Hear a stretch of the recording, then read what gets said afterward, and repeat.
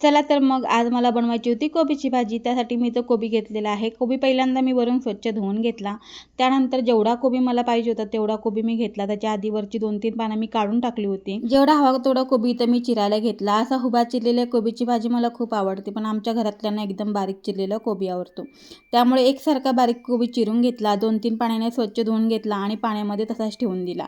तोपर्यंत इकडे फोडणीची तयारी करून घेतली। कढईमध्ये 2 चमचे तेल टाकलं। तेल गरम झाल्यानंतर जिरं मोहरी टाकून परतून घेतलं। त्यानंतर ठेचलेला लसूण टाकला, हिरवी मिरची टाकली, मिरची चांगली भाजल्यावर टोमॅटो टाकले। टोमॅटो मऊ झाल्यानंतर मी त्याच्यामध्ये हळद, धना पावडर, जिरा पावडर, थोडंसं लाल तिखट, हिंग असं टाकून घेतलं आणि त्यानंतर धुतलेला कोबी टाकला। कोबी 5 मिनिटं वाफेवरती परतून घेतला।